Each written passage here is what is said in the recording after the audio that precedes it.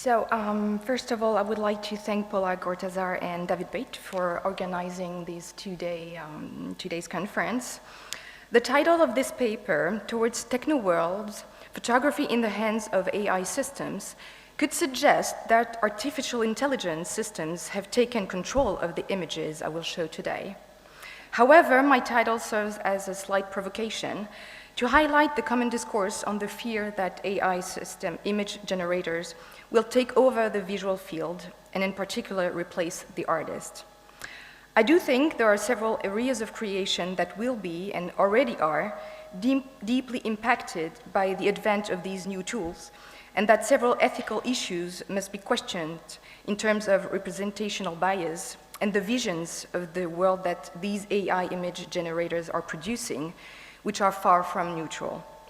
I will set these questions aside for now when we've talked about it in the first panel, and I will focus on the idea that the artist delegates a certain number of creative steps in order to show that the delegation of the creative process is in fact far from leaving the machine alone and automatically producing a range of images. I chose to highlight the notion of hands for the paradoxical fact that AI image generators have some difficulties in generating images of hands, but I will come to that later. In the age of AI image generators that produce images so sophisticated that it becomes impossible to distinguish between the man or the machine behind them, how do artists create with these systems of AI?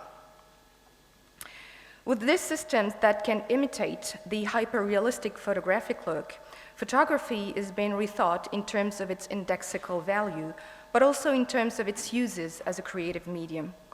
I wish to reflect today on the use of generative AI technologies in the work of two contemporary photographers.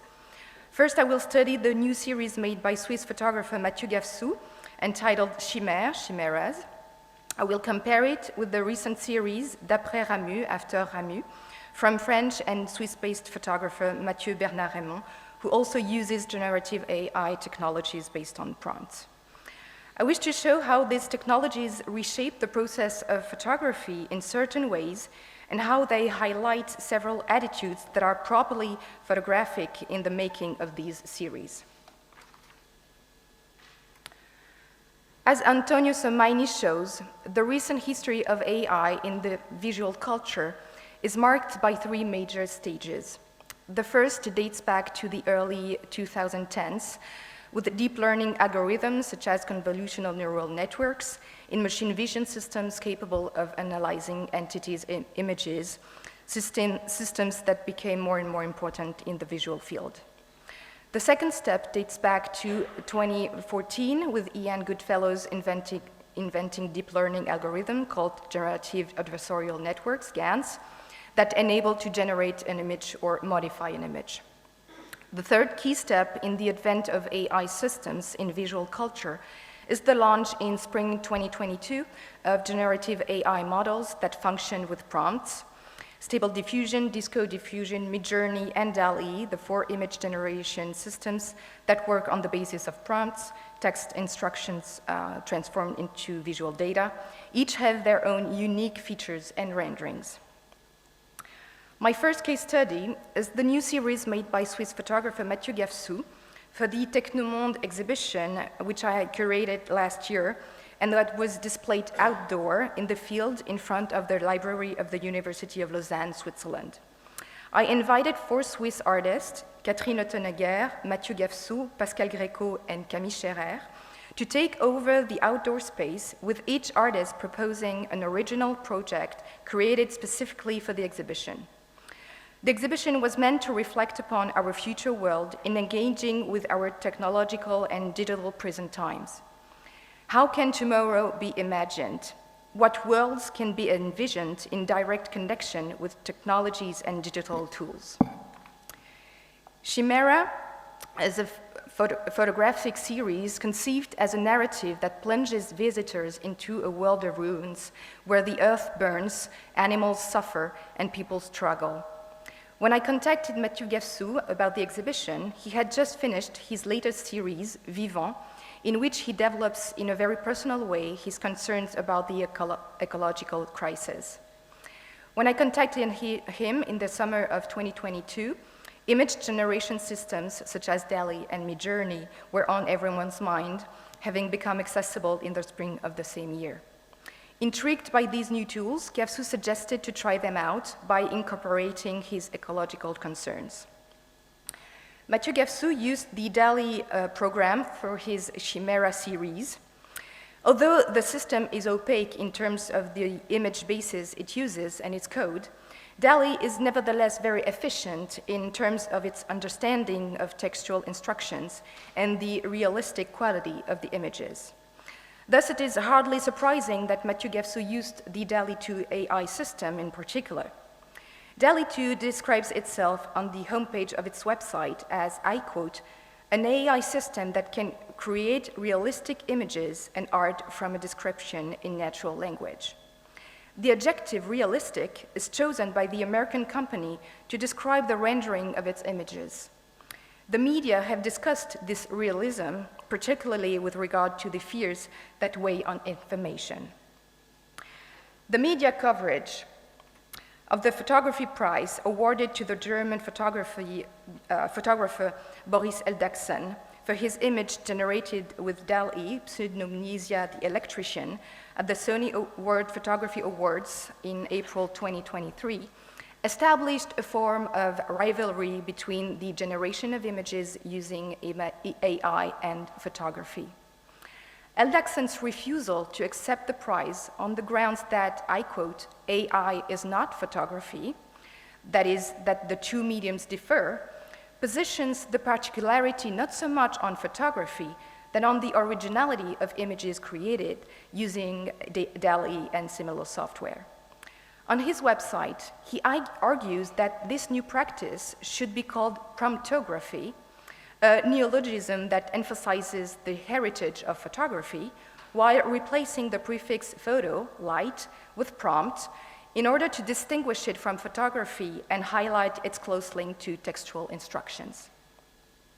However, although image generators do require a mastery of prompts, that is, ways of precisely describing the desired visual rendering, they also involve other creative gestures. The selection of images from among the results obtained, the choice of print, and the means of presentation to the public, single print, series, projection, installation, digital formats, artist books, etc. These are all gestures that are added to the first stage of prompting. It is not so much the reference to the instructions that is important, as in most cases this remains unknown to the public, but the result of this series of artistic gestures, which in many respects come under the heading of photographic practices. Although Dall-e is favored for its photographic rendering, as seen with the prize won by Eldagsen in a photography competition, its results are striking, and the oddities produced by the system prove to be prized by Matthieu Gafsou. Hands, for example, are a complex area to render, with the software producing aberrations that have made the rounds on the media. In January 2023, photographs of young women caused a stir because, although they reproduced all the characteristics of a photograph, they revealed frightening anatomical errors, hands with 7 fingers, or jaws that were far too toothed, producing what Masahiro Mori has called the uncanny valley, an effect that humans experience when confronted with a humanoid robot that is too close to the human and whose degree of realism provokes unease. It is the deformities, as well as the imprecise, surprising, and curious interpretations that infiltrate Matthieu Gafsou's Chimera series, with the artist playing on the ambivalence of these images, which at first glance are perfectly realistic, but on closer look reveal their anomalies. The two men fighting in Chimera number 7, for example, show both their violence and their collapse. In an indistinct space with a sandy floor, their intense aggression towards each other seems to disintegrate and merge with the sand of their environment. Their decomposition and fusion with the world around them are due to the technical limitations of the machine, but are precisely here the strength of the image. That is Matthieu Gafsou's vision of a future world of violence, of survival on a dark planet that is dissolving. Gafsou's series combines images with a rendering similar to that of other photographic images, with impressive realism, in the case of portrait, for example, with scenes that reveal their anomalies.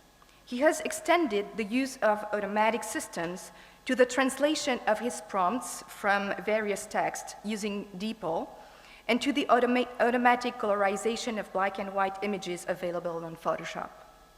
He therefore used several automation tools, delegating a large number of actions to computer systems. His series are made up of photorealistic portraits, landscapes that look very convincing in their photographic look, hybrid creatures, distorted bodies, and strange imaginary worlds. Gafsou tells us the story of a dystopian world created by new technologies in which the living suffocates and struggles for survival. I come to my second case study, the work of French and Swiss-based photographer Mathieu Bernard-Reymond. Mathieu Bernard-Reymond recalls how he began using image generators. At the time, his first attempt was with disco diffusion and a very simple prompt that refers to an iconic photographer and a landmark theme, I quote, "a black and white photograph of a door in the desert by Edward Weston." Mathieu Bernard-Reymond explained that he was very much surprised and intrigued by the results that the system gave. The image was to him a fusion of several photographs made by Weston. His photographs of sand dunes, female nudes, and barns were merging in this image produced by disco diffusion. The system was thus giving a statistical set of what the work of Edward Weston is. Mathieu Bernard-Reymond thought of the idea of the system as giving a compressed synthesis of a body of work. He then used the same prompt with a second AI system, Midjourney version 6, and got a completely different image, which was much more similar to Weston's work, proving Midjourney's high capacities in imitating, but having less interest in Mathieu Bernard-Reymond's perspective. Indeed, what is interesting to the photographer in these systems lies in their capacity to create images that are new, that go beyond imitation, that contain that strangeness, and that can showcase the uncanny valley in the way that they both look very familiar and oddly surprising. His series, entitled "I Think I've Forgotten This Before," explores image generation models as illustrations of our memories and mental images. Using systems in their early versions with deliberately unsatisfactory or strange renderings, Mathieu Bernard-Reymond plunges us into a dreamlike universe in which elements of reality merge with imaginary zones. Mathieu Bernard-Reymond has created a second project entitled D'après Ramus, After Ramus, based on extracts from texts by Charles Ferdinand Ramus, a very well-known Swiss writer from the 20th century. Mathieu Bernard-Reymond takes as his starting point the metaphorical evocation of Ramus' novels. For example, in the work that shows a large blanket covering the most entire composition of the image, where one can distinguish a mountain landscape in the background, the photographer has used the following excerpts from the novel La Grande Peur dans la Montagne, Terror on the Mountain, published in 1926. He sees the whole glacier start to move up and down with its back lengthwise like a snake crawling.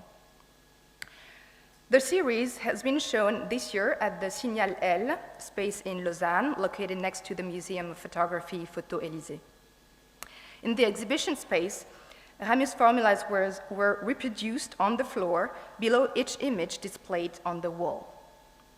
Of course, the prompt given by the photographer was far more complex and used several instructions that orientated the image towards the results that he was seeking to obtain.